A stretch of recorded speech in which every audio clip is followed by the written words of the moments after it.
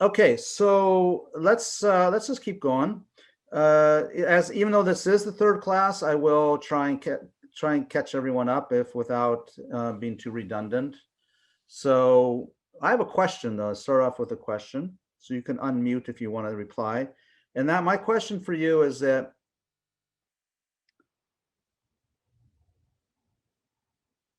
what makes meditation a spiritual practice?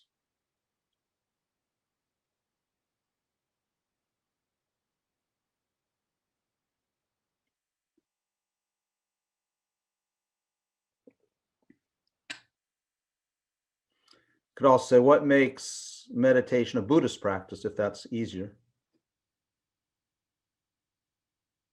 Anyone want to take a stab? Don't worry, I won't embarrass you if you have a weird answer. I'll try not to. I should say try not to.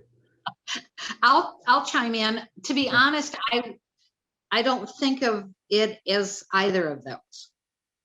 I don't connect it to a spiritual practice. I mean, personally, I do, but I don't feel that it needs to be. And the same thing with a Buddhist practice. I personally connect it with that. Mm-hmm. I don't know if that makes sense, but what's the connection for you? First of all, I have a much better understanding of meditation, than what I did prior to becoming a Buddhist.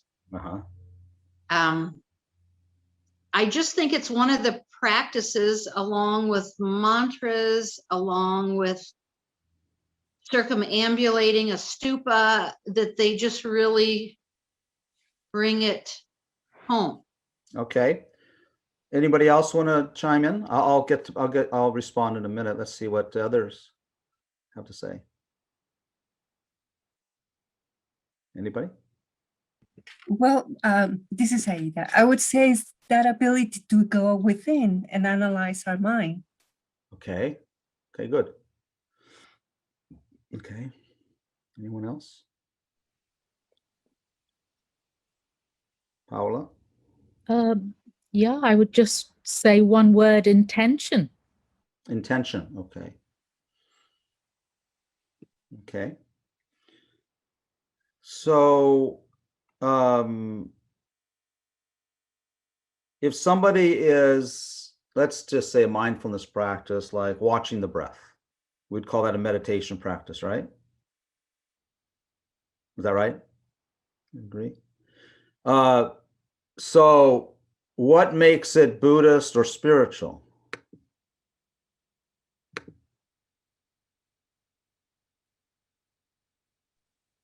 In other words, if someone is, if they tell you, oh yeah, I meditate, right?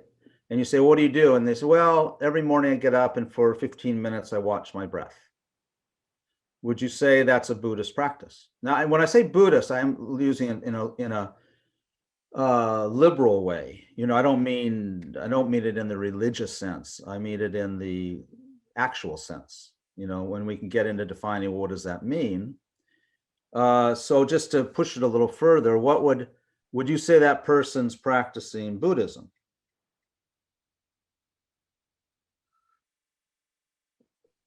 I would say that they could be practicing Buddhism. What would determine whether they were or not? I think it would be like Paula said, I think intention is part of it, although I don't think that has to be connected to a spiritual practice per se. What could it be?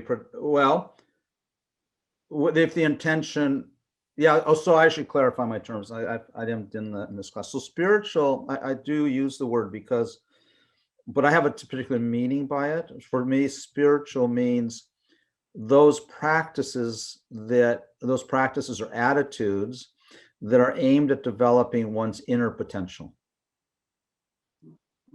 So that's how so people say, oh, isn't astrology or something like spiritual? And it's like, well, it is if it's focused on developing inner potential. Isn't yoga a spiritual practice? You can't. So from Buddhist point of view, it always comes down to intention. It always comes, and not form. So there's a story, a very famous story. Atisha, who brought Buddhism to Tibet in the second wave, was circumambulating a stupa, and he saw one, I don't know if it was one person reciting prayers at the stupa. And Atisha said to him, well, it's really good to recite prayers, but it's better you practice Dharma, Buddhism, practice a spiritual path. And the guy was confused. So the next day, Atisha came and he saw the same man circumambulating the stupa. And he said to him, well, it's really good you're circumambulating, but it'd be better if you practice Dharma. So then the third day, the same gentleman was meditating at the stupa. And Atisha said to him, it's great you're meditating at the stupa, but it'd be better if you practice Dharma.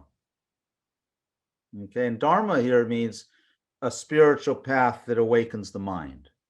Okay, that's really what Dharma means. Awakens one's potential.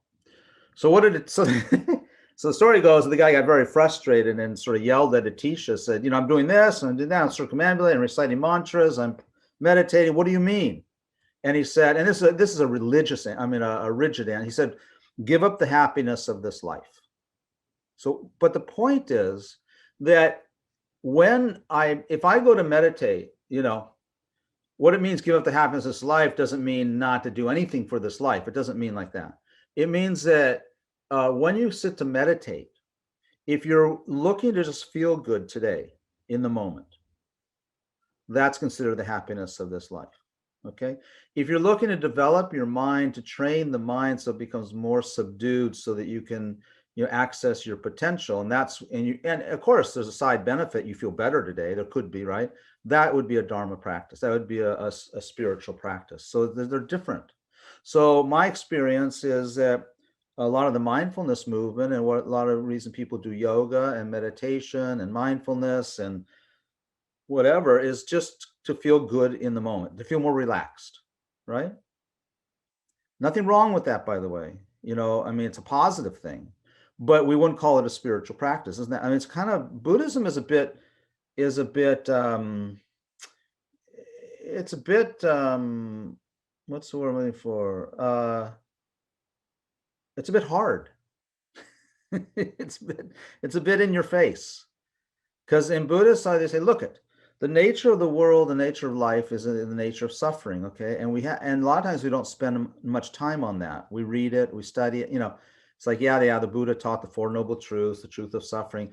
But I think for us modern people, that doesn't resonate very well for us, because we don't get it. We don't get that what Buddha meant by life is, that life is suffering. I think this is a bit of a sad statement. I think it's very easy to explain and to experience that first noble truth, of the truth of suffering. I don't think it's that tough, but I think that what's tough is the translation for us from traditional Buddhist literature into our modern day experience. And that takes a little bit, sometimes that takes a little bit of, just a little bit of analysis, a little bit of critical thinking, a little bit of the right kind of information to give, because when we really go to the universal principle of suffering, then we can all understand it because it's universal. But sometimes the way it's explained in the text is that it sounds very religious. It comes in as a religious teaching, right? You know what I mean? So my teacher, Lama Yeshe, was very adamant that we go beyond religion. He used to say, go beyond religion. What he meant was go beyond the dogma, go beyond the cultural description. So in Tibetan Buddhism, which we're followers of, he used to say to me, and I think I've said in this class, he said, your job is to teach these ideas so that your mother will understand them. Okay. If they're universal, which I believe they are, all the now, is a prostration to a stupa a universal thing, a universal idea? I don't think that is. I think that's cultural. But if we go behind why there's the action in Tibetan culture, maybe Indian culture, of prostrating to a stupa, we go behind that ritual, then I think that's universal. To humble oneself, to subdue the ego, to have reverence for something that's higher than ourselves, even if it's our own inner potential, right? Even Lama Yeshe used to say, prostrate to your inner potential, prostrate to your inner Buddha. That's universal. Once you explain what Buddha is and that sort of thing, which is a psychological state, right? So Buddhist meditation, so what makes meditation a spiritual practice in the context that I'm speaking about, a practice that it is intention. It's not whether you sit cross-legged or whether you recite mantras or whether you do, deity practice or whether you do mindfulness practice, or it really isn't that. It's really that I truly believe that my mind has unlimited potential. I truly believe that there's more to life and existence than just going out to dinner and having a career, which is the happiness of this life. That's what Atisha meant. Okay, fine. Of course we're going to go to work. We're going to go out to dinner. We're going to be with friends. We're going to. It's not give. It means, if we analyze what people are doing in this, particularly in our modern culture in America, whatever, and you ask people, you should analyze, like, oh, you think about your friend that you're having dinner with, or your parents, and you think about, I wonder what his philosophy of happiness is. I wonder what his philosophy of life is. I think everyone has a philosophy. They may not be able to state it, but I often ask clients and students, what's your philosophy of happiness? And I had clients, like I had one really well-known, really not well-known, but really a very prominent Silicon Valley executive. And he told me his philosophy of happiness is you can have everything. That's not that unusual, but of course, we worked together for many years, and I was able to help him change his idea a little bit. but that's pretty common, right? Or people will say, well, my philosophy of happiness is have a safe environment for my kids, have a good partner, good career, maybe live outside the city where it's violent or dirty or not so safe, like that. They have that, right? But that philosophy would be considered the philosophy of the happiness of this life. So those things are absolutely essential byproducts. It's easier to get on with life when we live in a safe environment. It's easier to get on when we have resources to buy food and health, right? So those are byproducts, those are supports, right? So now where is our mind directed, though? Where is our mind directed? That's what Atisha said, give it the happiness of this life means if your mind is directed towards actualizing one's inner potential. And in Buddhism, that's referred to as actualizing enlightenment or the Buddha nature within the mind. Okay? So that's, yes. And so that's where meditation, now just to distinguish, just saying, Barbara, I'm glad you're asking something, but so to distinguish, when we sit down in the morning, if we have a practice, as Paula said, yes, it starts with intention. I'm sitting here, of course I want to feel better. Who wants to feel bad, right? But it's almost like you really experience, you really have an intuitive, maybe insight that there is a chance that there's an exalted quality of mind that's so exalted beyond what my normal mindset is. And there's a faith, a confidence that develops over study and time and teachings and meditation that says, yeah, that thing's really there. And I don't have it. I have a hard time actualizing it. I'd rather actualize that than to try and keep my cupboard stocked with my favorite kind of tea. That's something that happened for me with COVID. It's been great, right? It's like DoorDash and these, everyone delivers. I never run out of my favorite tea and milk. It's not milk. It's coconut something. So, and boy, is it hard when they don't deliver it on time, right? Barbara? Back to the story about Atisha. I'm also confused by the response because I look at those things that can be Dharma, can be practiced. They're only So- Dharma. They're only Dharma based on the mindset. Of course, they can have a positive effect, whether the mindset is proper or not. It's possible, right? That it can be Dharma, Excuse me. or that it can, those things can be Dharma. I guess it confuses me when Atisha said, you know, that's fine, but you should be practicing Dharma. And I guess I look at those as practicing Dharma. Those are not practicing of Dharma. I hate to say it. I know I'm gonna sound like a heretic. No. Ask Rabina.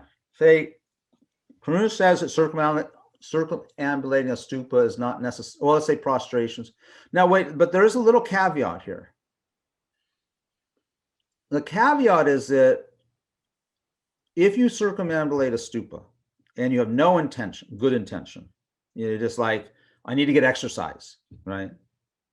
That would not be a necessarily virtuous intention. They do say that from the side of the object, i.e. a blessed object like a stupa, you will experience some positive imprint. Okay? But that's from the side of the object. That's not you generating that positive imprint. You see what I'm saying? In other words, it's just by virtue of the fact that that's a blessed object, but your mindset is still, involved in it. So we can't say that there are positive things. Someone practicing mindfulness to feel good in this moment because they need to feel relaxed or about to give a speech or something, right? And they're nervous. We would say that's positive. That's positive because it's not negative. Feeling good is better than feeling bad. And feeling good is a result of some positive imprints, right? But it's not a practice that leads to any sort of, I hate to use this word, salvation, liberation, final, leads to a lasting happiness. It's not. Okay? That's the practice. That's what practicing a spiritual path is I'm aiming for a lasting, permanent state of being. Lasting, permanent, eternal state of being. Permanent's a tricky word in Buddhism, so we'll say eternal. Okay? Rather than, if you circumambulate a stupa, you might get, and this is getting kind of religious, so sorry about that, but that might be a cause to attain a good, great rebirth, let's say. But in that rebirth, you go and kill people and things, and that's kind of the end of it, right? Doesn't mean you're going to develop that exalted state of mind. That has to only come through training. It's not thrown upon you. There's no enlightenment from some other source. It comes from the mind itself. Okay, but those imprints are very strong, and we need those. Yeah, because we can't. Very hard to do it in South Central Los Angeles. Much easier to do it in Vancouver Island. Do you know what I mean? Of course. Yeah, and Matthew being on Vancouver Island could be a result of him having circumambulated a stupa in some previous life while he was selling ice cream from his bicycle, and he happened to go around the right way. That's the power of the object. Okay. Yeah. I don't know. I'm just playing around. Okay. Is that helpful, or does that make you more confused? I'm going to need to sit with it. I guess, I look at my day, and I really try to incorporate Dharma into my day in terms of interacting with people. Mm-hmm. I guess I'm thinking from maybe our discussion that Dharma, I don't feel that Dharma is just like listening to lectures. No. Right. Reading books. Right. I think it needs to come into your life. Definitely. We have no disagreement. Okay. So can those other things that we talked about, can they not be avenues? Of course. Okay. Of course they are. And one qualifier, which is because I'm being a little bit too strict, is that everyone's at different levels, right? We're not out at the same level. And some people, for them, their level of practice is to circumambulate a stupa. But higher level, like Lama Yeshe used to say, if you circumambulate, you can go on pilgrimage in your meditation and create the same merit and save a lot of money on your ticket. So we have to know that. Now, we may not be there. Maybe I can't visualize Bodh Gaya and Kushinagar and Swayambhu, and it's, most of us can't really do that. So we go on pilgrimage. We go to those places, okay? They even say that there's a practice called the 35 confessional Buddha practice where you prostrate. Even Lama Zopa said that the most important thing is not the prostration. It's the attitude and the confession and the visualization of the Buddhas. So it operates in many levels. Okay, and the higher levels is all mental, pretty much. Okay. Now about meditation, going back to a little bit more in meditation, how to meditate. So that's the why to meditate, because I wanted to cover that again. The how to meditate is going to cover, things that we've covered in the last couple classes. And I'm going to share with you slides. I want to make sure I bring everyone up to speed, though, at the same time without being overly repetitive. So what we're talking about in this class is Buddhist meditation. Now, Buddhist, when I say Buddhist, again, I don't mean religious. I mean Buddhist, meaning that it's a path outline for one person to attain full awakening. Okay, so full awakening. Now, sometimes we can't aim for full awakening. We have to aim for a better rebirth or a better state of mind, all those things. That's all valid and that's all valuable. Just that we don't lose sight, because when we say we're doing a Buddhist practice, it's because we believe in a fully liberated state of mind. Okay, that we have that concept, we have that philosophy. Hindu practitioners, in the Hindu tradition, they also have meditation. And in their meditation, it's to attain different levels of higher rebirth in terms of in relationship with different kinds of gods and celestial beings. I mean, they don't say it that way. They say it's for liberation, and this is a philosophical, I don't want to go into like a discussion about that. This is from a Buddhist point of view. Their method actually doesn't lead to liberation, sorry to say, but it does lead to some extremely highly realized beings. But it's not eternal. Eventually it ends and they come back to like we've been there before, so to speak. Those states of those mental states which are attained through meditation, through blessings of their deities, last for millions and billions of years. Can you believe it? Millions and billions of years. So it's pretty good, but it ends. Okay, so Buddhists, if you take a Buddhist approach, again, I feel a little shy about using the word Buddhist because I mean it in the universal sense. Then our job is to go beyond the ego. So there's no sense of a wrong sense of self. We might attain those high levels of meditative realizations, and we can stay there for billions of years. But as long as we haven't subdued the wrong conception of the ego, we are going to fall back. So that is Buddhist. And there are four things that define what is something as Buddhist. Okay, I'm not going to go into those are called the four seals. But there are four things that define something as Buddhist, and one of them is the teachings on emptiness, the emptiness of a true self, inherently existent, concrete, true self. If it doesn't teach that, it wouldn't fall under the Buddhist practice. So now when we meditate, as we talked about, just to review for those, I don't know where people are at. So review in this Buddhist path that we're involved in, we generally speak of two kinds of meditation. Okay. We have stabilized meditation, or single point in concentration meditation, or calm abiding meditation. And we have analytical meditation.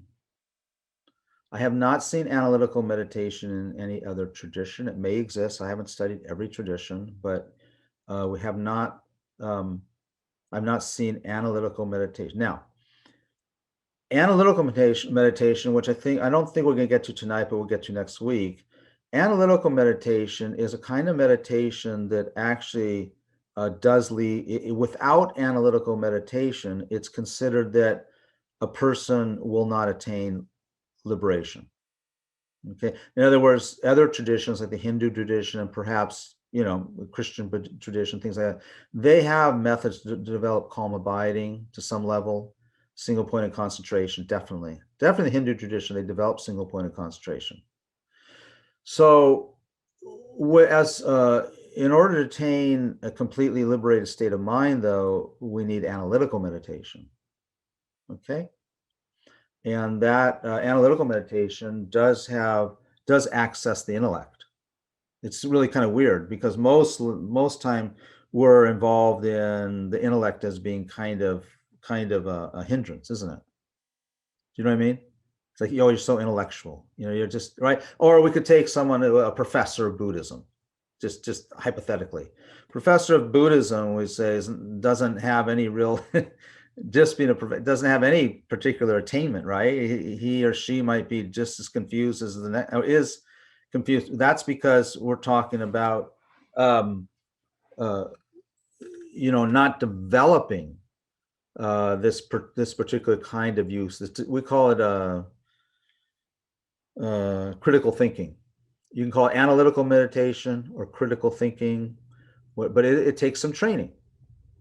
It's very similar to the scientific inquiry, right? True science.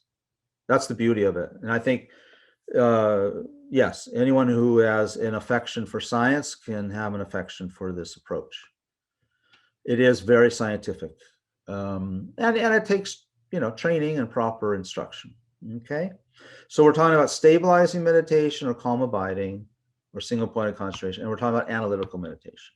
Up to now in our 2 classes, and in this third one, we're talking about developing calm abiding or single point of concentration or meditation. That's why I want to share with you some of this technical aspects, because I really want you, if you don't have it, you may have it already. I want you to go beyond what people are talking about, be more informed, really about what people, talk about. Yes, I meditate and I like to meditate. I referred a client of mine, a couple of weeks ago to, he has a lot of anxiety. He's not particularly a spiritual practitioner. He's not against it. He just hasn't been really introduced to that. And for his anxiety, I suggested he meditate. But in this case, I wasn't talking about as a spiritual program, maybe a gateway, right? And so I think some of you might be aware of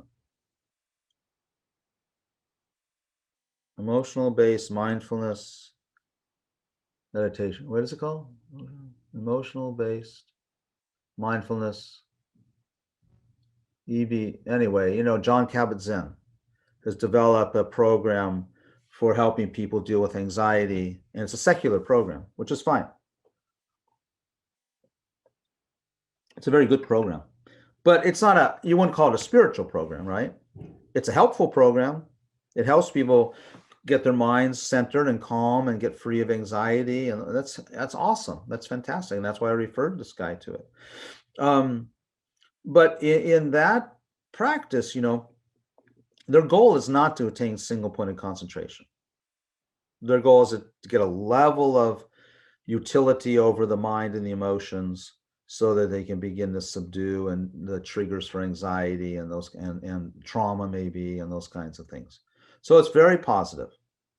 So Barbara, what would make that program a Buddhist program is if people are entering it not just to develop their mental health, that's great, but they're saying, without mental health, I can't be happy, and happy is accessing my potential. And my potential is this sort of unlimited, stainless mind that most people don't know about. Western psychology isn't teaching it yet. Okay, they're pretty confused what the mind is anyway. Okay, so let me share screen because I want to bring a few people up to speak. I'm just going to go through these slides quickly if I can find them. Yeah. I hope that Paola and Barbara don't mind if we just do a quick review. Not at all. Very, Okay. very. Thank you. Okay. And I hope that Matthew, Daryl, Ida, and whoever else, it doesn't get frustrated if I go too fast. It's hard to make everybody happy. Okay, how to meditate is the module name. The 7-point posture we discussed, not to be rigid about this, but traditionally we're talking about these 7 points of the legs crossed. I'm not going to go into the details, okay, but the legs being crossed or either flat on the floor, hands and arms are in your lap or on your flat on your knees. Back is the main thing to keep straight and in a straight line with your bottom, you know, not rigid, but from the crown of your head to your bottom or in a straight line. It's very important. It keeps you awake and alert and allows the energies to flow more evenly and more naturally. Eyes a lot of people say the eyes just slightly open, but I think that's going to come to a personal choice. After a while, it's not hard to leave them slightly open because you know, they're turned inward. But I tend to close my eyes, just not really tight. You know, just gentle. Mouth and jaw are relaxed, and the mouth, you know, is closed. Tongue is up against the palate, upper palate. That just is to prevent drooling and things like that. And neck and head. You know, you can look. I want you to check out other people when they meditate. I tend to see that people tend to look up a little bit, don't they? Not if they're not in Buddhism. They kind of look like this. So we don't encourage that because that encourages daydreaming and spacing out. We encourage so that the head is slightly bent. Okay. Okay. Then we do the meditation on the breath. It's sort of the gateway, the beginning of developing a mindfulness practice. And I have taught the ABCD method. A is for, so when you sit down, it is for beginners, you know, don't have any real, that's for all of us. But if you want to use this very formula way of doing it, A is for your anatomy. So you check your body, make certain position. Oh, sorry. Yeah. B is for breathing. So you connect with the breath. You don't manipulate the breath. It just is what it is. C, you count from 1 to 10 on the exhalation and then back 10 to 1. And always on the exhalation. So you do maybe 3 rounds of that. And D is you're paying attention to distractions. So here we're starting to bring in the real the true mindfulness practice. Okay. Just meditating on the breath is not, from the Buddhist description of mindfulness practice, is not mindfulness practice. Okay. Just trying to focus. That's not mindfulness practice. Mindfulness practice involves a few other things. Okay. So we're going to go, and it takes training. Okay. It doesn't happen overnight, but it does. And when you train in this, and if you have some break or something, you know, a short break, like a day or 2 or a week, something, it tends to be cumulative so that it's very easy. What you'll find is that when you come back to meditate, it might take a day or 2 to connect again, but then you find that you're right back where you started. That's the beauty of this, especially as you get more advanced. It doesn't take long to get right back there. If you're doing retreats and things like that, it's even more profound. Okay. Everyone's at different places beginning, you know, you can't concentrate for even, you know, 15 seconds, but if you're able, finally, I can concentrate for 15 seconds and you do that for a week or something, and then you leave it. And when you come back to it, you'll be able to reconnect with that level of yours pretty quickly again. Okay. Okay. So what we're really concerned about is not getting caught in thoughts of the future and not getting caught by thoughts of the past. This is what invades our concentration. It's always thoughts of the future and thoughts of the past. Okay. Physical discomfort, you know, these are different methods to deal with your tight knees and things like that. But we won't go through all this. Okay. If you want to ask me, you can email me if you lost the track on this. So please, or ask during this talk that we're giving. So the common problems in meditation are this we're going to go into more today, is being distracted and being sleepy or dull. These are the 2 And we're going to give them slightly different terms a little later, but that's basically that. Okay.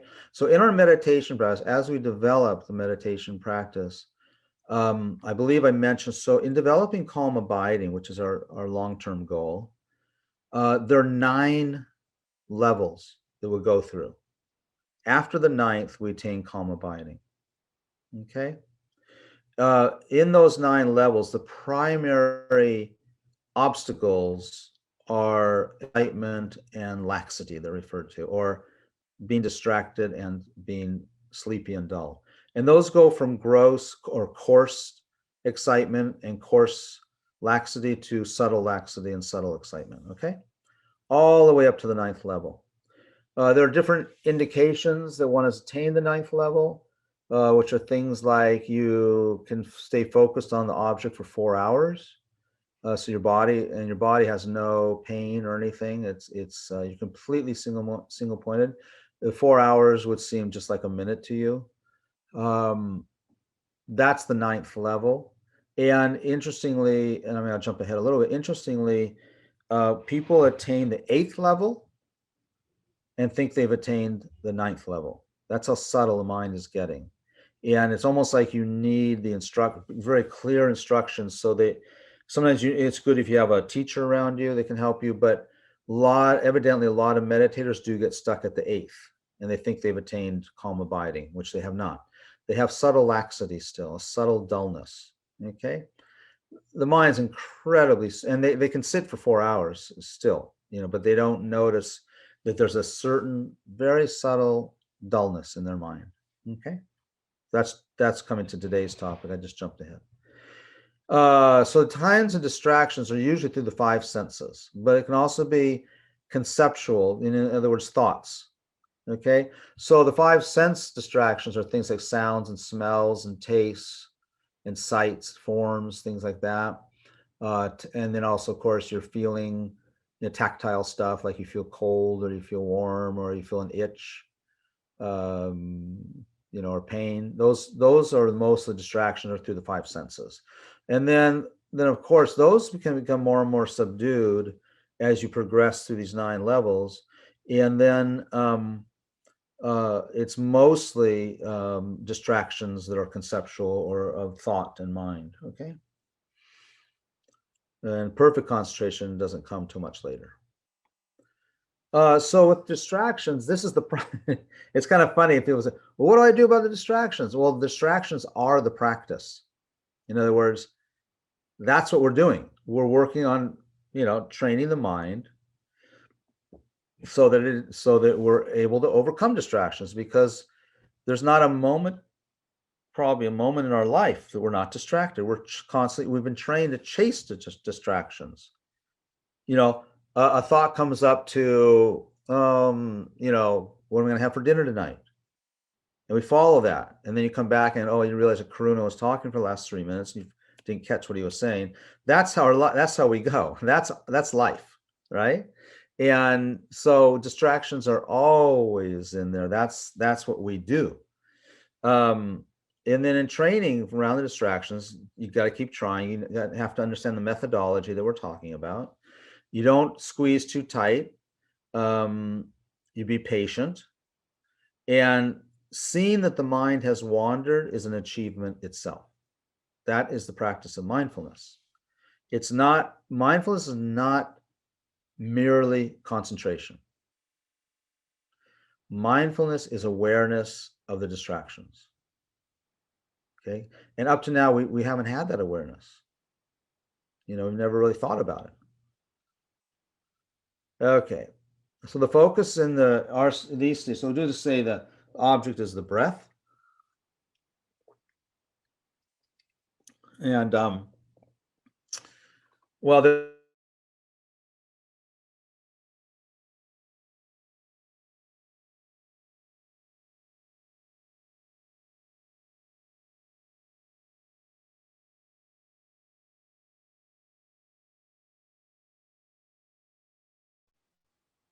okay. Now I'm going to jump. Well, with the meditation, the distractions, the way to I find a powerful methodology is understanding that so the first thing I explained in our class was the definition of meditation, right? In the Tibetan Buddhist or the Buddhist context. So the definition of meditation here is from the Tibetan word, and I think the Sanskrit word means the same thing. So the Tibetan word for meditation is gom, which means to become familiar. So the reason we develop concentration is to become more familiar with our mind, how it functions, how it creates neurosis, how it creates enlightenment, how it gets, also become familiar with the nature of reality. For example, is impermanence. There isn't much in the universe that's not impermanent. So we could say the majority, not a vast majority of phenomena, mental and physical, is in the nature of change. The definition of impermanence is that which is produced. So when you think about, Buddhism has definitions for everything because we have to be able to know what we're looking at, right? So when we're talking about impermanence, it's this quality of movement. Quality of movement. Now, there's gross impermanence and there's subtle impermanence. So gross impermanence, everyone's familiar with.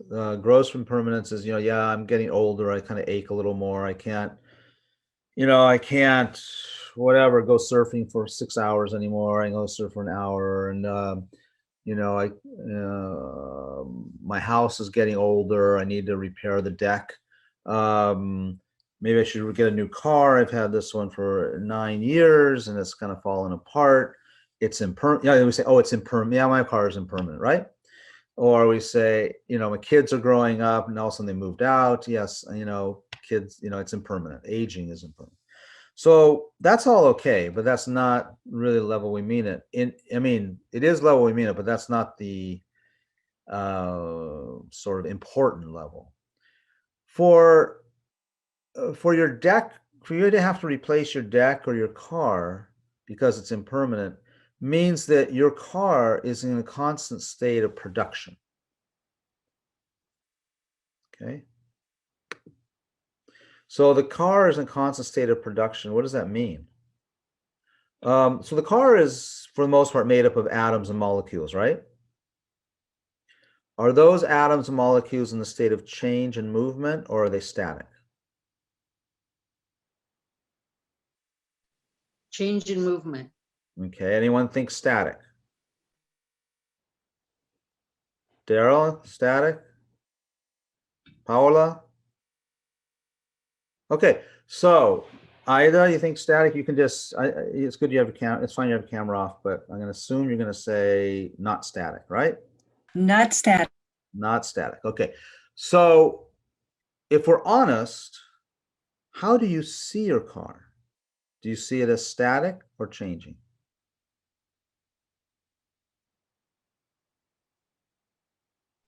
I see it as static. I do too. So right there, does everyone agree with that? Anyone? Well, someone here might see this. Okay. So just in a very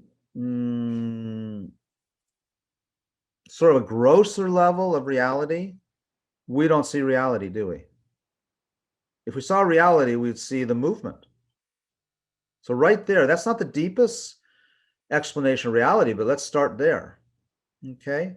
So we don't see reality. So meditation, and especially along with analytical meditation, is the practice of developing the facility to see reality. And we can do that. But it's dormant in us. Not 100%, but it's overshadowed by when the fact that we don't see the car as in a state of movement is based upon, that's kind of an ignorance, isn't it? It's a not knowing. So so we have mostly not knowing in us, in our daily life. The beautiful part of this is there is the opposite of not knowing within us. There is the opposite. There's a mental factor. So not knowing is a mental factor. It's a mental function, isn't it? There's also a mental function of knowing, but it's overshadowed, dormant by this not knowing, because the not knowing is extremely long-term habit. The neural pathways have been so trained in not knowing, we go beyond the neural pathways, because neural pathways are only for this life. That's the brain, but it's not a bad it's not a bad example. This countless lifetimes, we've patterned our mind and brain to see things as static. That's just one example of how we don't see reality. So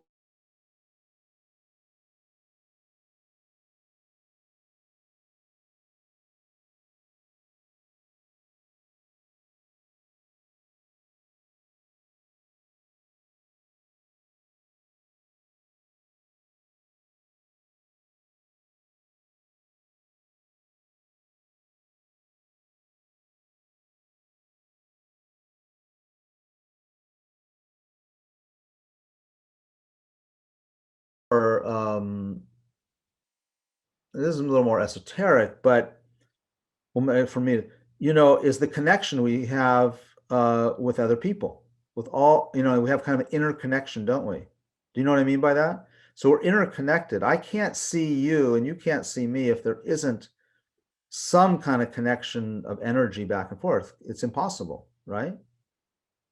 So you're not completely separate from me in that sense. Okay?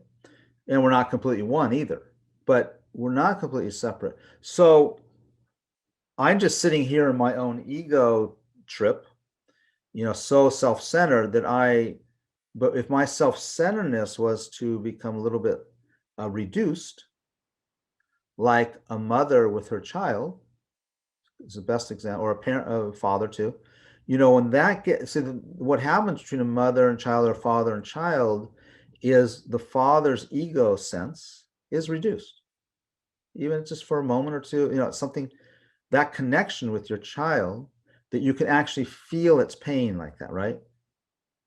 You actually, now of course we have attachments, so all the kind of crap gets involved, but if we remove the crap or just not worry about that at the moment, there is a connection. You're like moms, so many stories about they'll start lactating if they're out at dinner and their baby's home crying.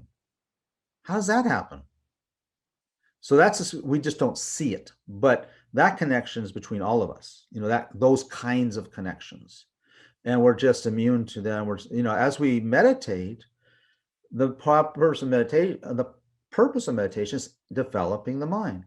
That means developing all these inner qualities that are hidden from us, or mostly hidden. Clairvoyance is not a big deal.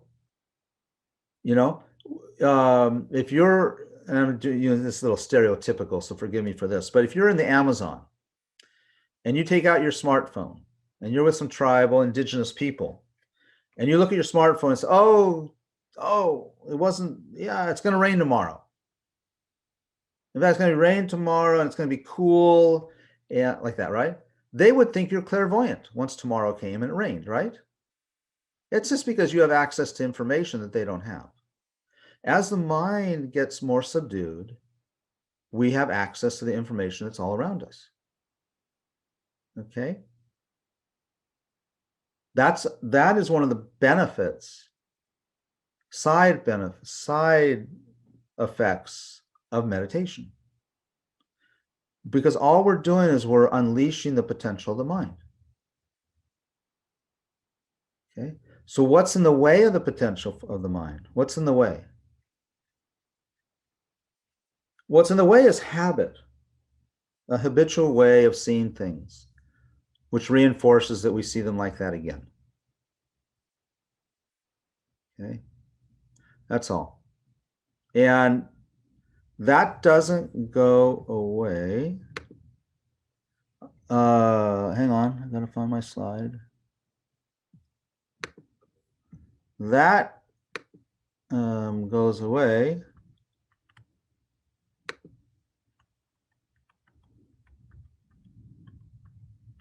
With this guy. I just love the picture. Sorry. That goes away with training. It does. You can't, we want to run a marathon. We can't do it without training. Okay. And it works, by the way. It does work. Okay. You don't get out of shape. Once you get into shape, you can lose a little bit of your shape, of course, but with meditation and mind training, of course. When we advance far enough, you don't lose it. Great meditators, great people with spiritual attainment, they don't need to meditate that much because they're meditating all the time.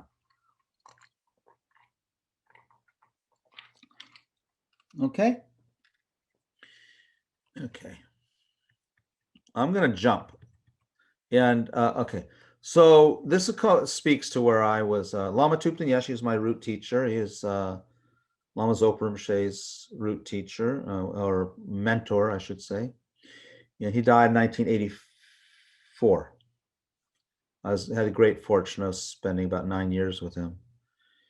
He said, of course, the human mind has both positive and negative sides, but the negative is transient, very temporary. Your up and down emotions are like clouds in the sky. Beyond them, the real, basic human nature is clear and pure. And it's so inspiring because that's what we're trying to do with meditation. That's what we're trying to do. We don't have to create purity of mind. It's there. It's been with us forever. And the problem is the mind is distracted by the up and down emotions, excitement, desire, jealousy, anger, attachment, spite, competitiveness, ambition,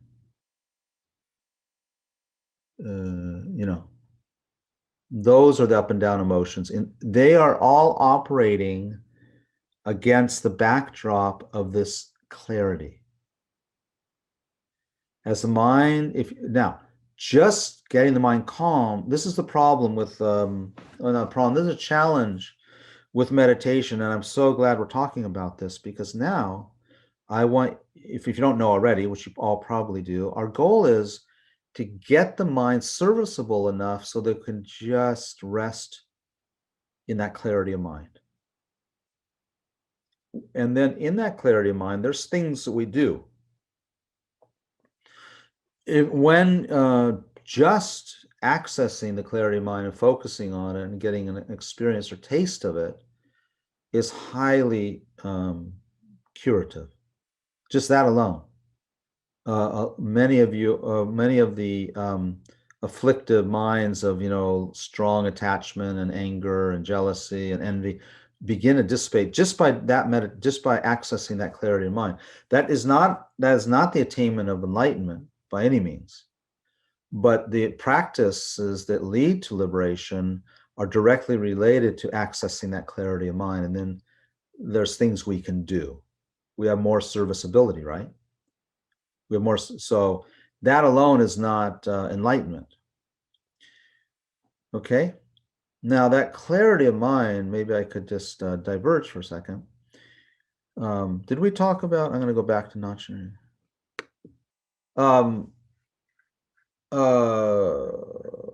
Susan's here now. So Barbara and Paola, do you remember if we talked about the death process? Did we talk about that? No, I don't think so. I don't recall in this course talking about it. Okay, so I want to touch on it just briefly, because I think that there's so much value. So in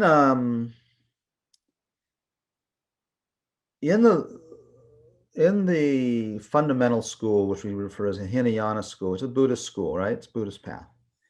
The focus is on developing this focused state of mind. Okay, that is the focus. That is the focus, and that's fine. But in the Mahayana tradition, we don't think that's the final approach. Okay, so you attain very high realizations, even liberation, if you combine that single point of concentration with what they call vipassana, or vipassana, which is a kind of analytical meditation, okay, critical thinking, insight, special insight. They do attain liberation through the union or through the combination of practicing stabilizing meditation and insight meditation, okay? But in the Mahayana in particular, which is very influenced in the Tibetan tradition by the Vajrayana, the tantric path, which is a Mahayana practice, and we won't talk about tantra like that, exactly, but it's a whole practice that is very, these practices and rituals, techniques are used because they can speed up this process under a guided teacher.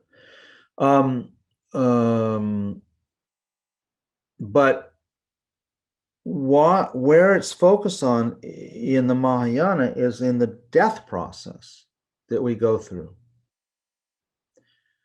When we die, now this also happens when we fall asleep. It also happens when we faint. It also happens during orgasm. And it also happens, I think they say, when you sneeze. So, and I won't go into detail. I'm happy to share details with you anytime if you want to do that at some point, but it's quite deep, it's a whole class of its own for sure.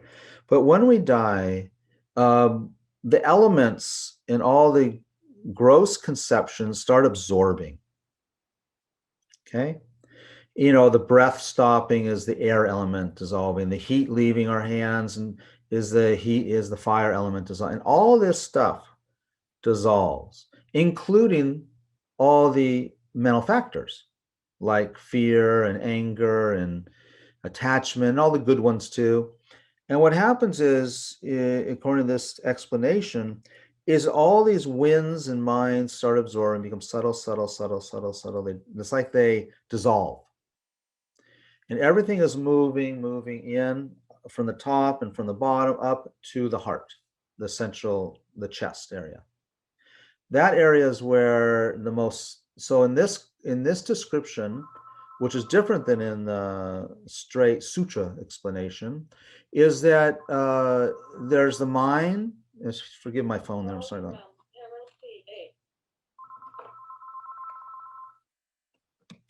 Is that, so in this description, it's considered that we have this gross mind, which is this one we're always living in the daytime, regular people.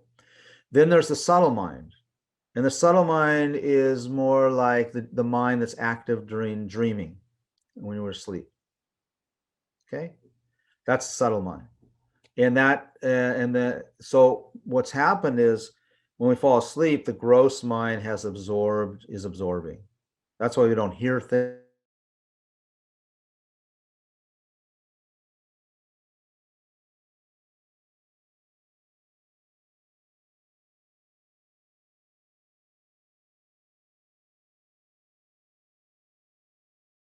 And then absorbs into the heart at the center.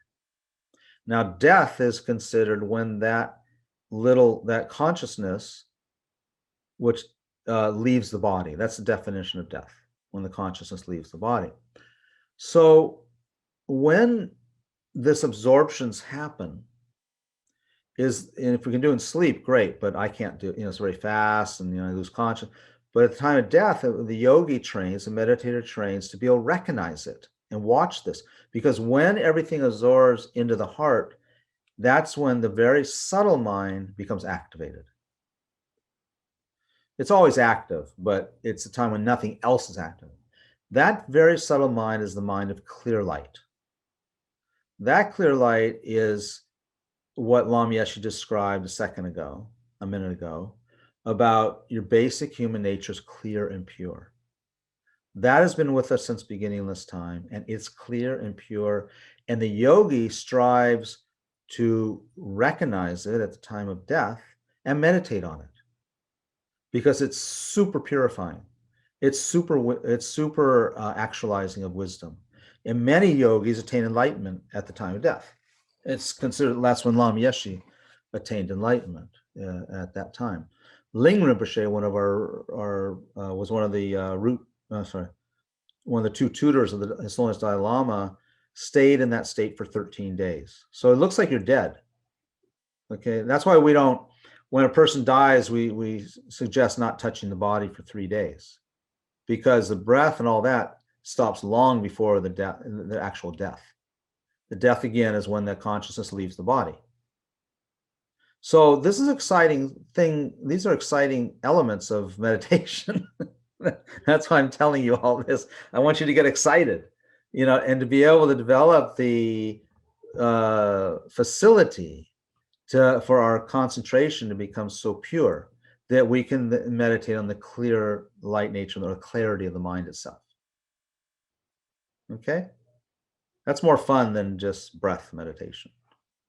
But how do we get there? We meditate on the breath, because we got to train the mind to be able to do that. Anyone, let's unmute. Well, if you want to, does anyone have or have had that experience? Oh, by the way, near-death experiences that we hear about, they go through these. This is, well, it depends on the person, but these are some of the experiences that they have with the absorptions, you know. Has anyone ever been able to, do they have any ability when you fall asleep to be conscious? Have you ever had that happen? It's hard, isn't it? Yeah.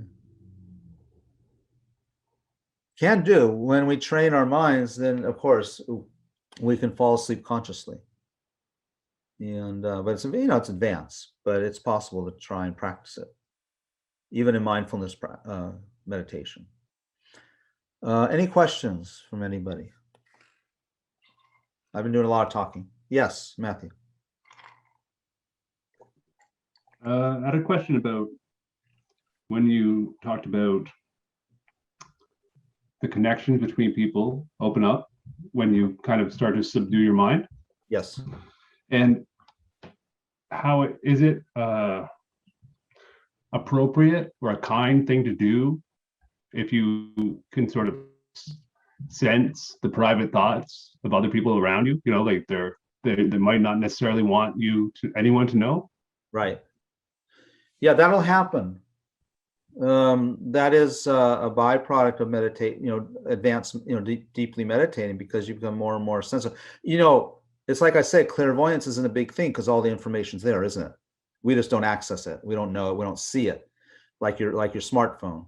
So as you become more familiar with developing our minds, yes, you'll be able to sense those things, those thoughts in people. The kind part is very important. So again, it comes back to intention.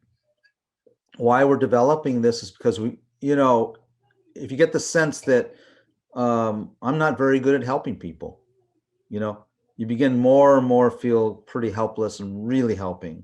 So if you're clairvoyant, you can help, right? More, you can help more. But then you need wisdom, because what's really helping and not helping. And my kids used to ask me, well, if Lama Zopa is so clairvoyant, you know, why doesn't he stop people from being in car accidents and stuff like that, right? Or whatever, or tell them. And there's a reason for that, because of the wisdom that accompanies. So it's not just compassion. We need to feel a sense of care for those people you're talking about, right? But we need a sense of wisdom also. And the wisdom tells us what's helpful and what's not helpful, based on karma. Based on karma. So it is totally possible for Lama Zopa or the Dalai Lama to say, oh, don't go over there, you know, it's dangerous for you, and, you know, because they see some car accident, right? But that's due to your connection with them and having the karma. You know, even if you don't have the karma, that you won't listen to them, and you'll get in the car anyway and you'll crash. Or you listen to them and then you ignore them tomorrow and do the same thing and you have an accident tomorrow, something like that. So there's karma involved, right? Which means mental imprints, cause and effect. You can't take that away from people. But wouldn't it be amazing that when you see their thoughts and how their feelings, how they're struggling in themselves, right? For example, you know, and then you would go over and give them a hug or give them a, you know, some supportive words, or, you know, just be kind. I think it's natural, don't you, Matthew? I think Matthew froze. Yeah, yeah, I do, but I also think that people are entitled to privacy if they're not, like, if they're not obviously sharing what they're entitled to, keep what they want to keep to themselves. That's right. That's why I don't see Rinpoche. I have seen Rinpoche and Lama Yeshe. I have seen them reveal that they know what's going on in a person, but it's very rare that they reveal that, because it's usually not helpful, right? And it can have negative effects on a person. It all comes to skillful means, right? So it all is about skillful means. So, I mean, I've had experience with the Rinpoche and Lama where it's disarming, because they, you know, it's like they knew, and it's not something my imagination, but that's a very strong connection. That's a student teacher connection, and then they have sort of permission to once in a while, if it's useful. Now they're the only ones that know if it's useful or not, right? Because they developed their wisdom. For us, if I was clairvoyant like that, I wouldn't use it, because I don't have skillful means, right? I probably wouldn't have skillful means. I don't have the wisdom. And yeah. So I think if you continue as a, you know, doing these practices, though, the skillful means comes with it. Will accompany your clairvoyance. Will accompany, whether you call it clairvoyance or your sensitivity. And you begin to realize what's helpful and what's not helpful, right? And you see the effects. The way that you know something is helpful or not helpful, one of the only really ways besides intention, is to look at the effect it had. Otherwise, we don't really know. And that's an extremely advanced, you know, wise person. I've seen Rinpoche give advice to students, like, listen to this. So Matthew, for example, I know a number of students, but this one in particular who had cancer, and she asked if she should do a particular treatment, and he said no, because, I don't know, because I imagine because he's looking at that person's whole spiritual progression in just one short lifetime of illness to purify that karma. And maybe he could see, there's one girl, another example, a woman had cancer, a nun, and he said, don't do any treatment, don't accept any treatment or support. And then he said to her, and which Pure Land would you like to be reborn in? So sure, this lifetime she might have, you know, the suffering of the cancer is a little bit like us enduring a bad day at work when we know we're going to Hawaii for a holiday. We just don't see that. We're so limited, right? So she was very happy that nun. She was like, oh, he said you can choose which one you want. Now, a little caveat to that. A few years later, she's Australian, Daryl, and so Rinpoche was talking to her, and she said, oh, you know, I got free housing from the government because of my disability. And Rinpoche, so what was his reaction? Was he happy for her? He said, I told you, don't accept any support. And all of a sudden she thought, oh no, I'm not going to go to the Pure Lands. So Matthew, the conclusion is we don't have the wisdom. That's the challenge for us, right? I mean, you might, you know, and we use what wisdom we have, of course, but we have to be very, very cautious. Yeah.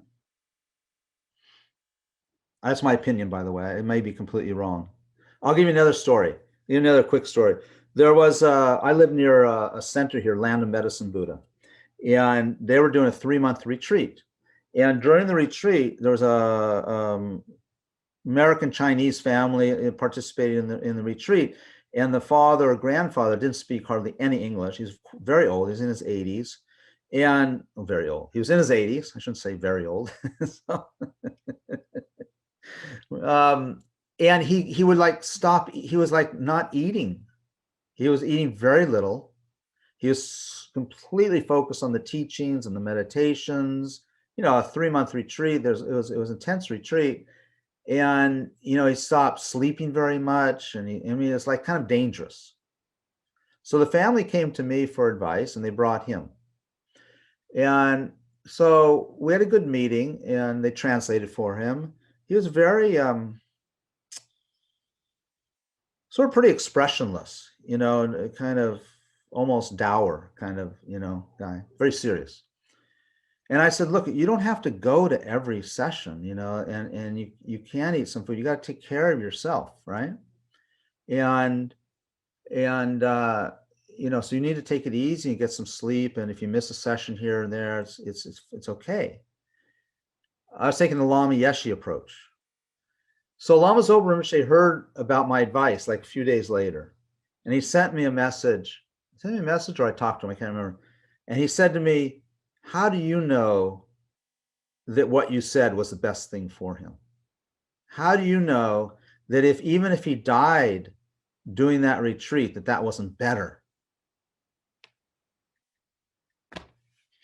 So we need, yeah, so anyway, it's tough, right? It can't be intellectual. I mean, we go with our intellect, of course. We go with our intellect. That's all we can do. But I think as we get better and better, we're going with our something wisdom is happening, you know, some other level of understanding. Okay, that's how kind of I see it anyway.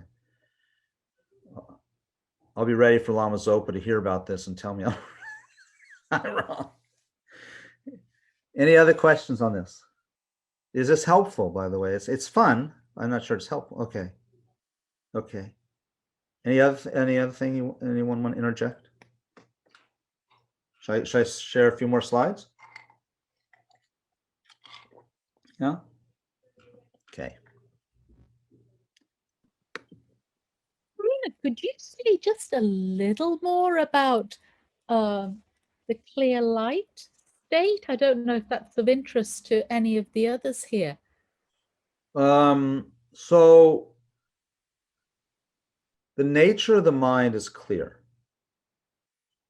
We don't see that, but we can see it. In fact, if you've ever heard of Mahamudra meditation, or even a lot of the Vajrayana practices are designed to activate the clear light mind so that we can, you know, perceive it. So the best way to describe it is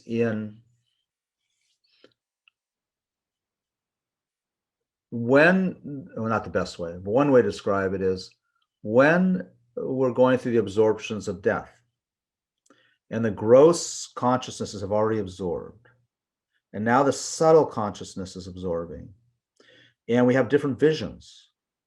And the first is a vision, the mind appears like a clear autumn sky, you know, a clear evening sky with a full moon. You know, you already have that sense of, it's a metaphor, an example, but you know, that extreme clarity, like when the full moon is out. And then then that dissolves. These are subtle consciousnesses experience. Then the next one is a red kind of appearance, like the setting sun, but extreme clarity. Okay. Then that absorbs, that eventually dissolves, and we have a vision of black, a dark vision. But even that dark vision it has an extreme sense of clarity to it. You know, so it's not not dark like dull. It's like dark on a you know, kind of a starry night sort of thing. You know, it's extremely clear. Then that absorbs, we become unconscious for a moment, and what arises then is the mind of clear light. So it has total clarity to it. The only way to describe it is like a perfect sunlit day in a clear sky. but really, actually, it's not light, it's clarity. But that clarity is luminous, so it has a sense of light to it. It's the background of all of our experiences right now. So, for example, if it's possible to get to have what's it called? The word I'm looking for, kind of a manufactured experience of it in the practice of Mahamudra, for example. Well, let me put it differently. If you can see, you're going to get a sense that what all the colors you see right now, all the sounds, all your sense experiences are all happening within clarity, isn't it? The clarity of the mind. Isn't it? Isn't everything happening as a mental experience when you step back and when you meditate? So for the trees to manifest the green and the wind, the movement, the deck, your room, all that is happening, all that form. But what's the space that's happening within? That's the clarity of mind. That's not as subtle as the clear light nature of the mind, because the clear light nature of the mind is just the clarity without all those objects in it. For the yogi, the meditator, this is very advanced, so, but I think it's helpful. The meditator at that point does not just meditate on the clear light nature of the mind. That clear light, so now, if we meditate on, let's say we meditate on emptiness or impermanence, right? So let's all say, okay, we're going to meditate on impermanence. Well, what we're meditating on impermanence with is our gross mind. Okay? Can you imagine if you meditated on impermanence or emptiness with the subtle mind that's like the mind that's dreaming? It's much more powerful. We just don't have control over it, but it is more subtle, right? And so then the very subtle mind is more subtle than that. And when that mind activates, the yogi with that mind meditates on emptiness. So it's extremely powerful because it's so subtle. So it has a very, very, very, very deep perception of emptiness. Okay, I hope that's not too advanced because we haven't talked much about emptiness and all that sort of thing. Did I leave anyone behind, by the way? I know it's No. No, good. Thank you, Ida. It's because this is not the topic of our class, but I like talking about all this stuff. And we just keep learning anyway. So hopefully it's not all so confusing. It adds a little more spice to your practice and your teaching. Is it true? Is that helpful? Am I going too far? Okay. I, Karuna, understand the words of it, and I understand it, but I don't understand. Yeah, me too. Yeah, does that make sense? Yeah, totally. Totally. Well, one thing I'll say, Barbara. Yeah. So I think we've talked about this. So this is a good point. Is in developing insight, a realization of something, right? Which is not just intellectual, but it's visceral, right? So all of these teachings, whether we're talking about death and dying, the precious human rebirth, meditation, emptiness, impermanence, all these hundreds of topics, suffering, cause of suffering, karma, all those things. I think this is what's exciting. I want to really stress, all of those things are not just philosophical topics. The idea of all those topics, we study, we read, and we think, that's cool because we're used to studying. We're trained in schools and academia, but that's not it. That is not it. So we do that because of what is taught, that there are 3 levels of to realizing, incorporating all these teachings. There's the listening aspect first. Listening means listening, reading, getting studying, getting the content.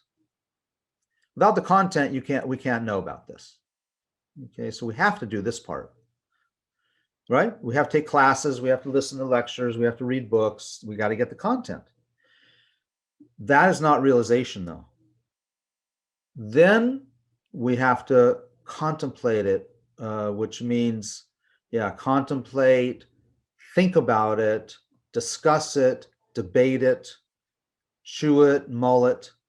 Okay, that's when they say thinking, contemplating is the second step. You know, it means digesting it, working it. So when we study something, we might read, oh, the stages of death, like I just described it, right? Then the contemplative part is really thinking about it, you know, really kind of seeing how it could fit this way and that way. And well, that part I don't quite get. I wonder if it does like that. That's the contemplative side. And that is a kind of, that often can be meditation, by the way, right? You can actually do it in meditative practice of, you know, analytical meditation primarily sits there in the contemplative side, not only, but for the most part. Okay. So you're analyzing, so you think about karma and, you know, you heard the karma stuff. Now you start meditating on, oh, do you think there's cause and effect? Well, is it mental? Is it physical? Like that. That's we have to do that. And then, otherwise, it's just faith, you know, which we don't feel that faith alone is enough. Then there's the third step is meditation. Okay. Meditation here means experience, experiential. So if I ask you, what is it like to fall in love? Now, you might give me a little content on that. You know, it's when two people meet and they feel connected. And then you might go give a little contemplation on it, like, you know, well, did you ever feel like, you know, so connected with a person that you didn't want to, you know, want to be around them, you really cherish, you know, like that. But you couldn't tell me the experience of it, could you? But you have the experience. You don't have the experience. Love of your child, whatever. You know what I'm saying? So these teachings, karma, suffering, impermanence, perfect human rebirth, guru devotion, refuge, all of those religious sounding things are experiential. That's when it's called, he has a realization of bodhicitta. She has a realization of compassion. He has a realization of love. She has a realization of death and dying. So that realization is when we get to the experiential. It's insight. And when you attain insight, then you cultivate that insight. How? Through meditation. Single-pointed focus on that experience, and you enhance it, and you go over it again, contemplatively maybe, and it's, you know, when you, for let's say of the actual realization of death, it's not the same as the meditation on death when we go through the list and all that kind of stuff. That's the contemplation of death. But all of a sudden, it can happen, maybe in meditation, maybe as you're walking down the street, where you get hit with the actual realization of death. It's like, wow, and it takes your breath away because it's experiential, and you go, whoa, that's not what I thought it was. You know, at the experience, the realization of death or perfect is never what we was what our, because contemplative, how do you say that? Contemplation, whatever, is conceptual, isn't it? Realization is non-conceptual. Okay, realization is non-conceptual. It's experiential. It doesn't mean there's not some concept involved. You know, a concept comes in very quickly, but it's totally non-conceptual. It's an aha. And once you have a realization, will you always have, I mean, then it's there. Well, not necessarily. Oh, Sorry. When you have realization of emptiness, it's always there. When you have realization of bodhicitta, it's always there once you get to a certain level. Okay. You can lose your realizations by lack of cultivation. You can lose your realizations through anger. You can lose your realizations through, really negative behavior. But the good news is this. The good news is once we get to a certain, it is true, you do not lose your realizations once you attain a certain level of the path. Not super advanced, but you're at a place that's different than ordinary people. I mean, no one might be able to recognize that in you, of course, because you don't demonstrate it. A person who's higher than you will recognize it in you. They'll see where your level is at. You don't lose your realizations then. They may get a little softer or weaker, when you die, because depending on your level of attainment. So you give me such opportunity to talk about these fun things. We're not even talking about meditation anymore. When in the practice of the path, Buddhist path, there are 5 stages before enlightenment. Okay? When you, for example, the first stage is the path of accumulation. So then you've really entered the path. It's suspect whether someone has entered the path just because they're practicing. They may not have entered the path yet. They will, but they may not have officially. Actually, entering the Mahayana path of accumulation is when you attain bodhicitta. That's the hallmark of it. Okay? But it's not till the third path, the path of seeing, that you have direct non-conceptual. Well, in the path of accumulation, the first path, and the second path, the path of preparation, you do have realization of emptiness. And it gets more and more subtle for that practitioner as you move toward, but it's conceptual. It's not that direct non-conceptual experience. It's still very powerful, but it's mixed with conception.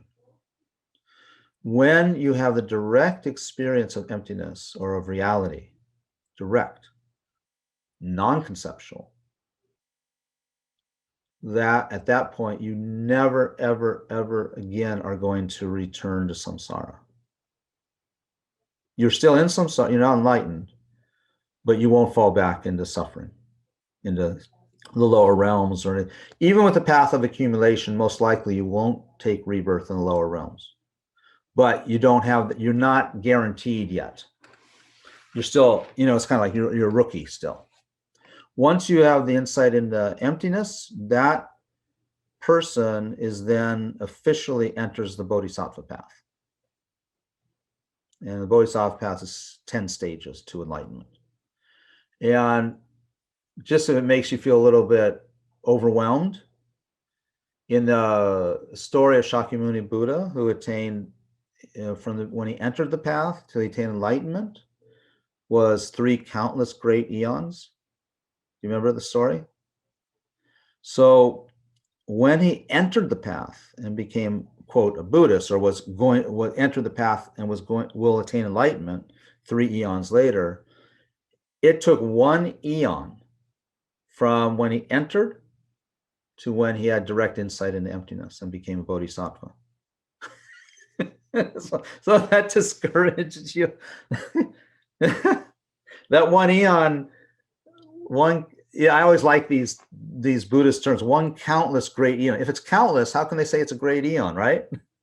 It seems, what's the word? Like an oxymoron, countless great eon. I mean, the length of time is a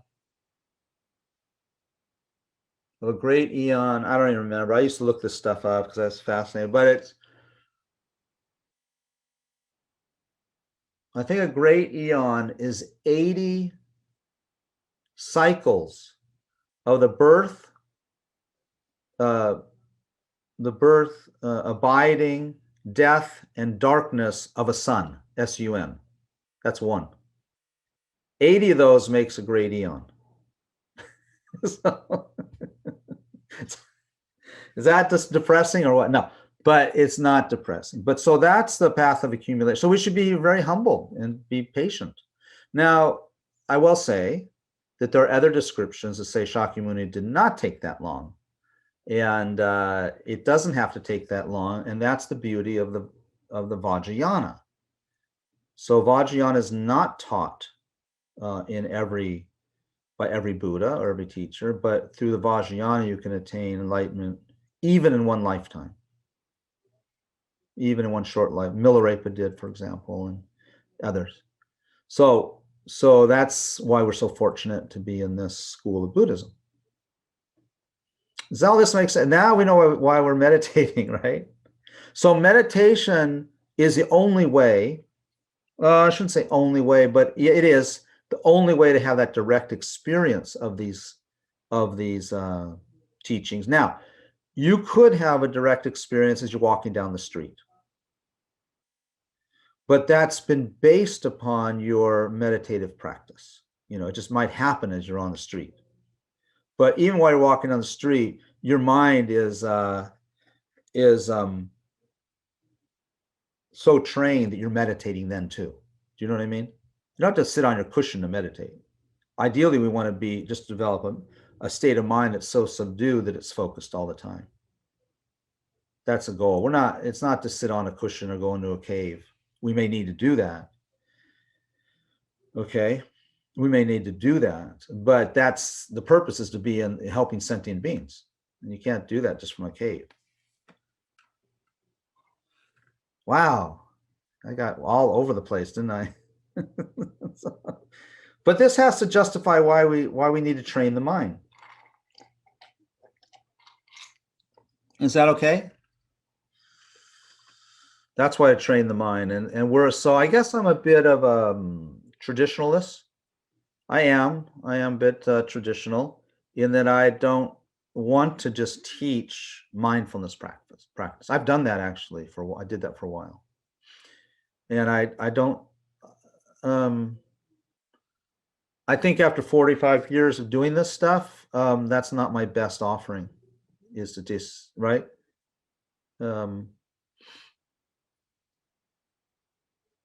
Yeah. Okay, so let's meditate for a few minutes.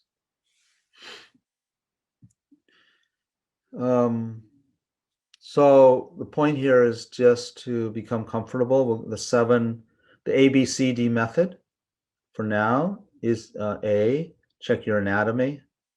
If there's any tension in your shoulders or in your jaw or your cheeks or your back or knees, just put your attention to it and just allow your mind to help release the tension so you feel very comfortable. If you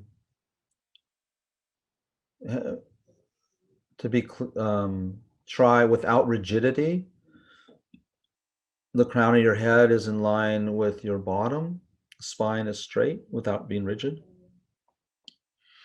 So the energy flow is clear. Your head is just slightly bowed and your tongue is against the palate, against your front upper teeth and your palate. Hands traditionally are in your lap with right hand on top of the left hand and the thumbs making a little bow touching together. You don't have to do this. You can put them just comfortably however you wish. I'm just giving you the 7-point anatomy. The arms are slightly away from your sides, so there's clear airflow. Eyes gently closed, just however you like them, but not too tight. They can be slightly open too.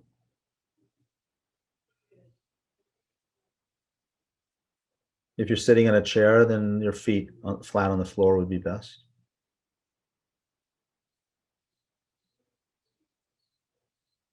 So that's the A, anatomy. B is for breathing. So connect with your breath. If you're agitated or a little distracted, then you can watch the breath at the abdomen, going up and down or in and out. Otherwise, place your attention on the nostrils, sensation, whatever works for you to connect with your breath. And you're not manipulating it, you're just breathing naturally. and you're just observing it.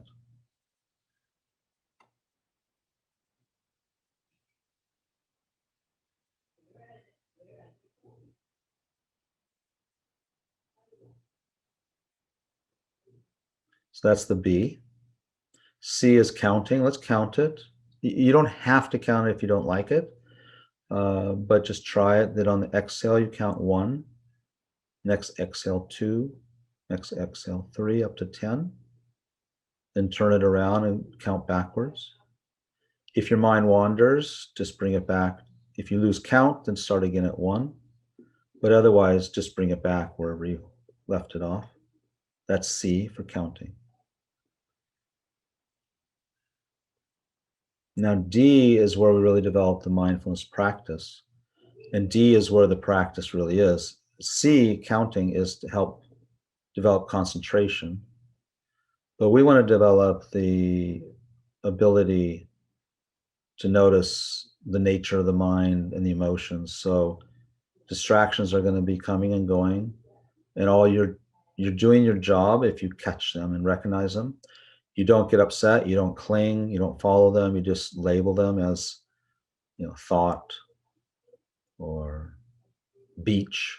Most is better, actually, thought, or if it's a feeling, just a feeling like that, and then bring it back to the breath. So let's do that for a few minutes, and I'm going to give you something else to contemplate after we do this for some minutes, okay?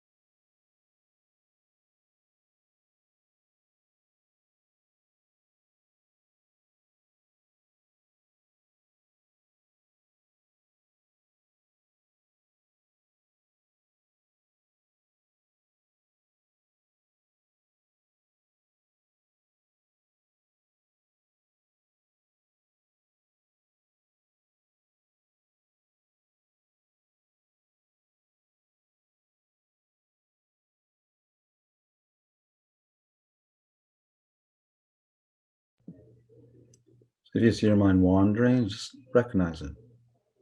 Oh, it wandered, like that, and then bring it back to the breath. Be very gentle with yourself.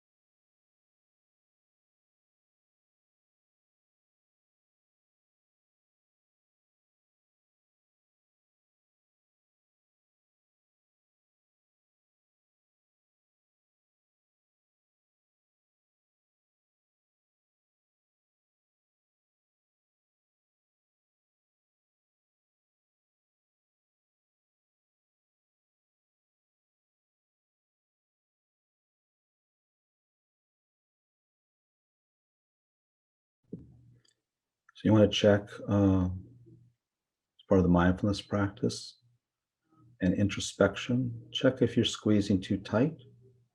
Check if your mind is too loose.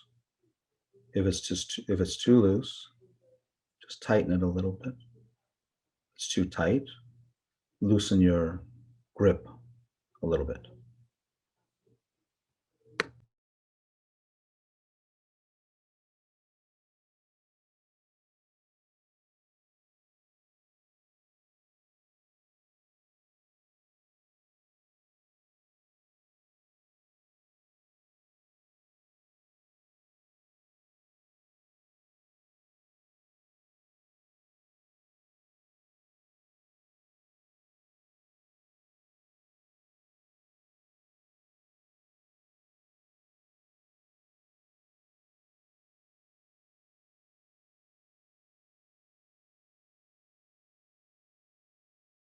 Now with the exact same quality of mind, move your attention. The focus on the breath can be in the background. In the foreground is focus on the clarity of your mind, everything that occurs. So no problem having distractions, no problem having thoughts, because they're all occurring within the clarity of space, the clarity of mind, sorry. See if you, now the focus is the clarity.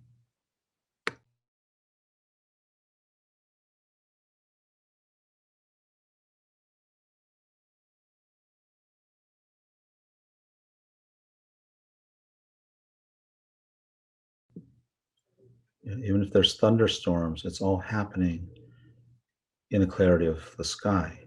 If there's fog, it's clarity of the sky.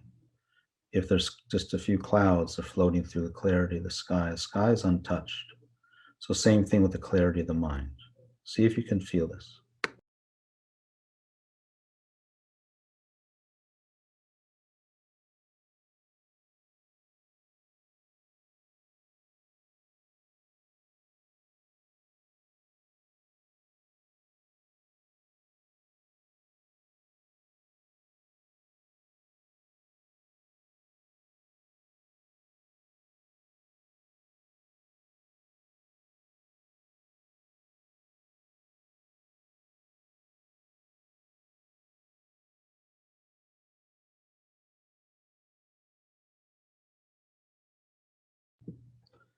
So there's no right, there's no good, there's no bad, there's no wrong.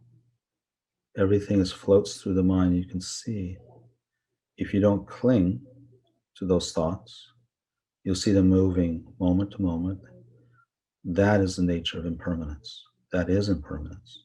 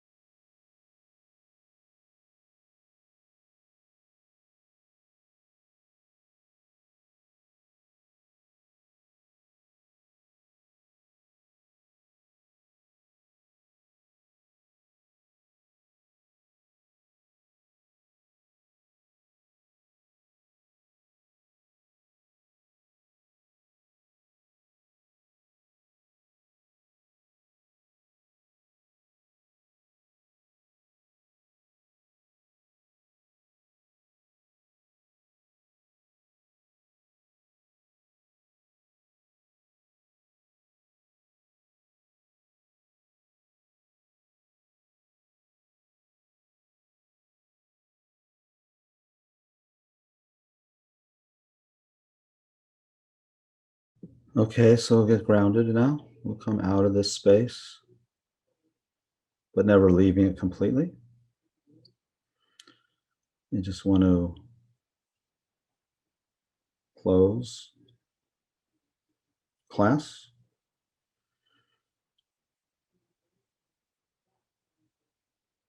And you think the experience that we had in the meditation, the experience we had sharing our ideas together, mostly me, but everyone shared. All this imprints left on this clarity of mind, and we imbue these imprints with the intention or dedication, the flavor that they ripen into full awakening, full awakening, so that we may be of benefit to all living beings, not just our family, but all living beings, even the insects and the fish and the birds and all the people, our enemies, or those that we don't like, our friends, our family. 7+ billion people.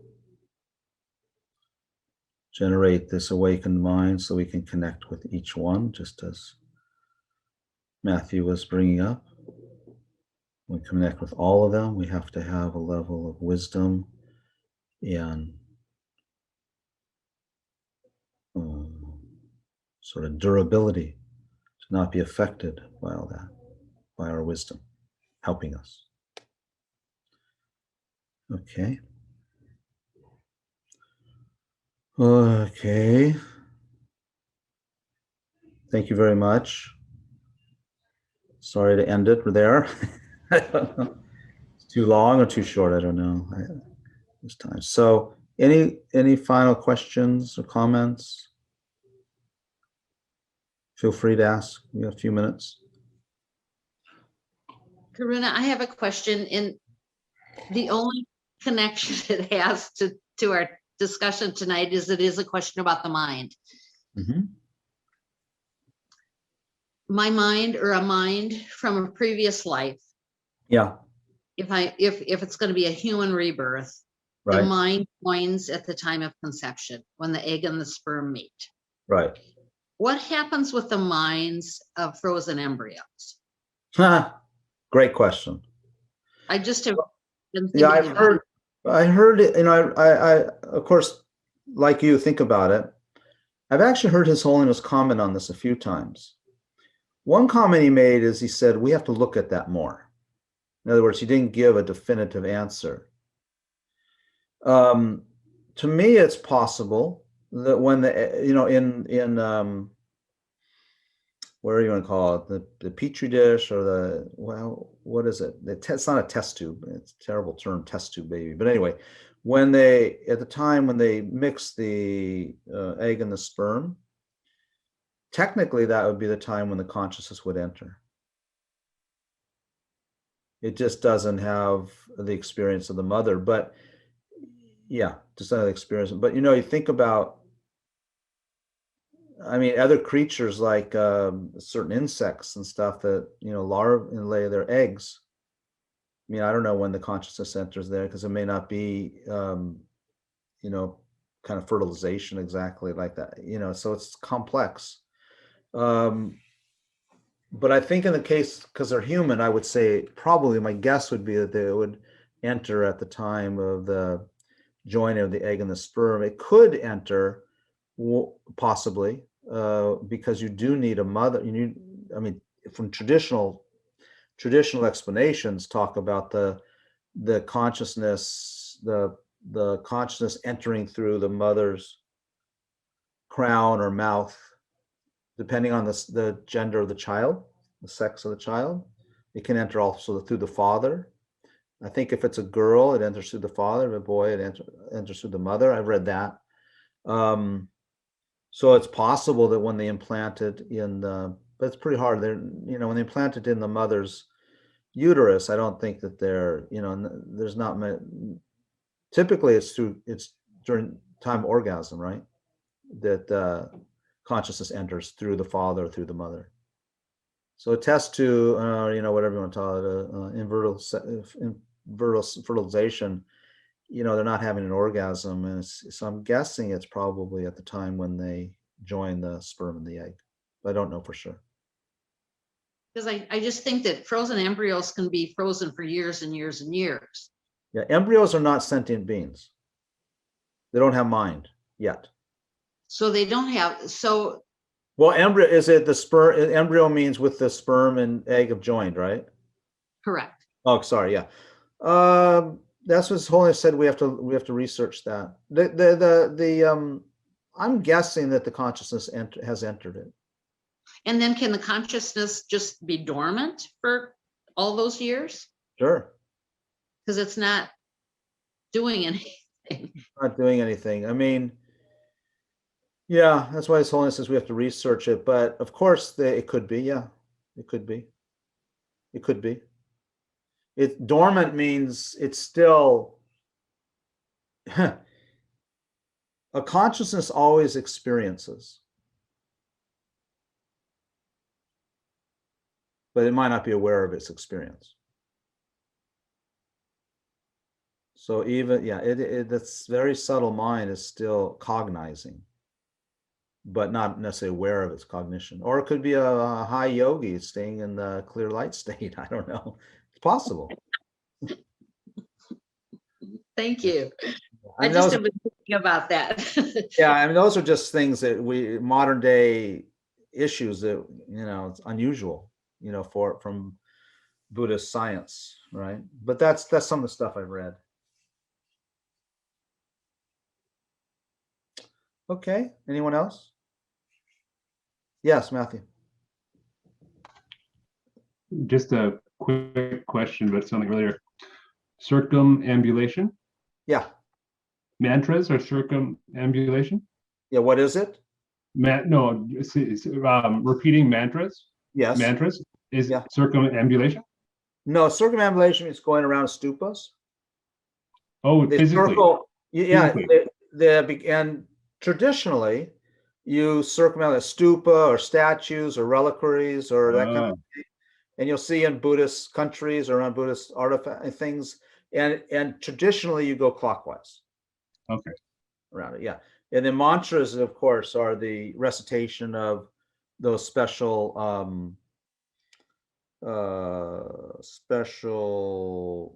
sound, like Om Mani Padme Hum is a mantra, right? Well, there's really thousands of mantras, because the science behind that is that sound carries a vibration, and the vibration has effect. And what I like to think of is like when we think of whales and how they communicate, through those tones and those sounds, and it has an effect. So mantras in particular are not all of them, but the ones that we use for meditation is because they affect the nervous system in different ways, the subtle nervous system. So, for example, Om Mani Padme Hum, Mani Padme, Mani Padme, Mani Padme, that one has the effect of activating. So, in our one description of the mind is that we have the mind and there are mental factors. Okay, and according to one description, there's 51. Don't hold tight to these numbers, but 51 mental factors. One description of the 51 mental factors, there's 11 that are virtuous. So, for example, one of the virtuous ones is compassion. So these mantras have the effect of activating these mental factors, the positive mental factors, or subduing the negative ones. That's kind of a general way of describing it. So they're very powerful practices, and those are the practices that are used in Vajrayana. So they're faster than just more effective, more potent than just mindfulness meditation, which takes 3 eons to become enlightened. So yeah. That's why these other things, we can do other things that have more, can activate and more powerful to activate those qualities. Okay. Yeah, thank you. Thank you. You're welcome. Yeah. Sorry, this is related to Matthew's thing. With your permission, Karuna, can you hear me all right? Yes, I can hear you. When I was at Kopan, I got pretty obsessed with going round stupas. I was doing really a lot of it. Yeah, That and the prayer wheels good. to generate merit. So my point is this. There's a book, it's an FPMT book, but for some reason it doesn't seem to get around very much. And it's to do, I think it's called 1,000 Buddha Relic Stupa. Uh-huh. And I have a tiny excerpt of it, Yeah. and it contains mantras. So this is very much in relation to what Matthew asked, going circumambulating, walking around and saying mantras at the same time. So do you want me to share it, or as you know, I don't want to get into any copyright situation here, but it's just 4 pages out of that book. If people find it helpful, maybe what you can do is send it to Shanka. Do you have his email address? Yeah. Yeah, and then ask him, because I don't have everyone's email address. If people would like to look at it, that I think that's fine. It's available. So, and you know, yeah, I think if people find it interesting. I wanted to repeat that what something Barbara and I were talking about earlier, and some of you were in on the conversation, that I was kind of being provocative, saying, you know, circumambulating a stupa is not Buddhist, and we can't say it really is. But the caveat to that is blessed. We think of things as being blessed, like even the mantras are blessed, or stupas being blessed. They have some power from their side. There's a story, I was hearing a great story the other day. There's a typical story, but there was one, and during Buddha's time, there was one person who wanted to become a monk. And so what would happen is some of Buddha's disciples who were clairvoyant, you know, who were liberated, not enlightened. They were called arhants. They attained liberation. They're free from suffering. So they have great clairvoyance, but they don't have the clairvoyance of a Buddha. And so I think it was Ananda, one of Buddha's disciples, was analyzing this particular person who wanted to become a monk. And Ananda could not find that this guy had any karma to be a monk. You know, they have to have some sort of karmic base. And so Ananda said, I'm sorry, you can't be ordained because I've searched back with my clairvoyance. I can't see where you ever created the cause to become enlightened. So this student was sort of despondent and went to the Buddha and said, you know, Ananda, might be Ananda or Shariputra, I can't remember. Ananda says I can't become enlightened because he can't find any cause in my mind stream to become, you know, take ordination. And it's called the root of virtue. And so Buddha, because he's omniscient, can go back, you know, infinitely. So he went back further. It's a great story. He went back further than Ananda, because Ananda can only go like whatever, you know, 1 billion lifetimes or something, you know. And Buddha went back, and he's discovered that this individual, way back when, long before Ananda, where Ananda could go, discovered that in that life, this guy was a pig, had been a pig. And the dog was chasing the pig, you know, kind of biting at its legs. And the pig, out of fear, you know, was running away from the dog, and in the process circumambulated a stupa. So Buddha says, you do have the root of virtue, you do have the cause to become a monk. And then he ordained him, and all, you know, then all good things happened. So you know, those things do have power from their side because they're blessed. But you know, we could say a nuclear power plant has energy too, right? Or a munitions factory, and so of course, you know, so there is, and we get the vibration from it without even thinking. So they do have power from positive effect. Doesn't mean you're practicing Dharma, though, right? Doesn't mean that what would make you practicing Dharma, if you say the mantras, is intention and attitude. Okay. Anything else? You're gonna go have your dinner? Everyone eat? Wait, people are all over the place. Daryl, it's must be about noon where you are? Just after. Yeah. Just after 1. Okay, it's the time for your afternoon tea and your, I don't know, are you vegetarian? Can't hear you. Am I? Yeah. No. Okay, so you're gonna have a 4 and 20 on me. Okay, everybody, I'm sorry, there's some people that just joined. We're losing you. So maybe we'll see you next week at 6 o'clock Pacific time. Is it start at 8 o'clock, Barbara, in Wisconsin? 7 o'clock in 7 o'clock in 8 Santa Fe? in Central Time. Japan, Paolo, what time does it start? Paula's frozen. Anyway, 10 in the morning? Yeah. Same as Tasmania, and Ida's in Santa Fe, and Matthew, and everyone else. Okay, thank you, everybody. Have a great night. And Karuna, I just wanted to say thank you for the taste of Mahamudra. yes, it's beautiful. Mom, okay, so thank you so much.